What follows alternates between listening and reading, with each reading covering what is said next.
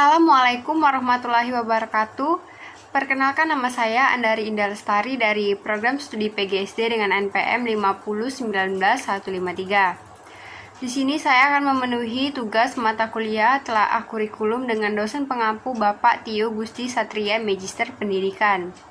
Pada tugas kelima kali ini, saya akan menjelaskan tentang standar kompetensi lulusan atau SKL dan standar isi. Langsung saja kita mulai dan simak videonya. Yang pertama, saya akan menjelaskan tentang standar kompetensi lulusan atau SKL. Pengertian standar kompetensi lulusan. Standar kompetensi lulusan atau SKL satuan pendidikan adalah kualifikasi kemampuan lulusan yang mencakup pengetahuan, keterampilan, dan sikap yang digunakan sebagai pedoman penilaian dalam penentuan kelulusan peserta didik dari suatu pendidikan. SKL meliputi kompetensi untuk seluruh mata pelajaran atau kelompok mata pelajaran. SKL pada jenjang pendidikan dasar bertujuan untuk melakukan dasar kecerdasan, pengetahuan, kepribadian, akhlak mulia, serta keterampilan untuk hidup mandiri dan mengikuti pendidikan lebih lanjut. SKL pada jenjang pendidikan menengah umum bertujuan untuk meningkatkan kecerdasan, pengetahuan, kepribadian, akhlak mulia, serta keterampilan untuk hidup mandiri dan mengikuti pendidikan lebih lanjut. Selanjutnya, tujuan standar kompetensi lulusan. Berdasarkan PP nomor 19 tahun 2005, pasal 26 ayat 1-3 disebutkan bahwa 1.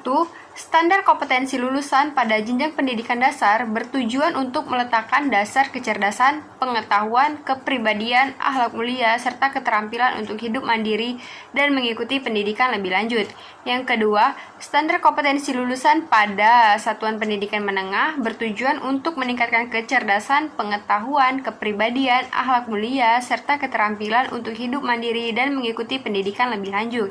Yang ketiga, standar kompetensi lulusan pada satuan pendidikan menengah kejuruan bertujuan untuk meningkatkan kecerdasan, pengetahuan, kepribadian, akhlak mulia, serta keterampilan untuk hidup.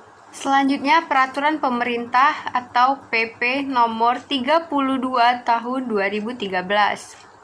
Peraturan Pemerintah atau PP nomor 32 tahun 2013 tentang perubahan Peraturan Pemerintah nomor 19 tahun 2005 tentang Standar Nasional Pendidikan atau SNP.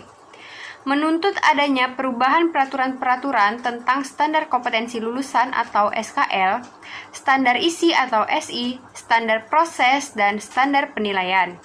Peraturan yang pertama adalah Peraturan Menteri Pendidikan dan Kebudayaan Nomor 54 Tahun 2013 tentang Standar Kompetensi Lulusan atau SKL Pendidikan Dasar dan Menengah. Selanjutnya saya akan menjelaskan tentang standar isi atau SI. Pengertian standar isi pendidikan. Standar menurut KBBI 4 adalah urutan tertentu yang dipakai sebagai patokan. Sesuatu yang dianggap tetap nilainya sehingga dapat dipakai sebagai urutan nilai atau harga. Standar dapat diartikan sebagai patokan atau juga bisa dikatakan sebagai kriteria minimal. Sebuah standar seringkali mengacu pada pencapaian nilai. Begitu juga dengan standar isi. Standar isi menurut UU SP nomor 20 tahun 2003 merupakan kriteria minimal, batas, dan patokan. Patokan syarat yang harus dicapai dalam peningkatan mutu. Standar isi harus ditetapkan sebagai kriteria minimal saat penyusunan perencanaan. Standar isi pada Standar Nasional Pendidikan mencakup lingkungan materi dan tingkat kompetensi untuk mencapai kompetensi lulusan pada jenjang dan jenis pendidikan tertentu. Selanjutnya saya akan menjelaskan tentang ruang lingkup standar isi pendidikan.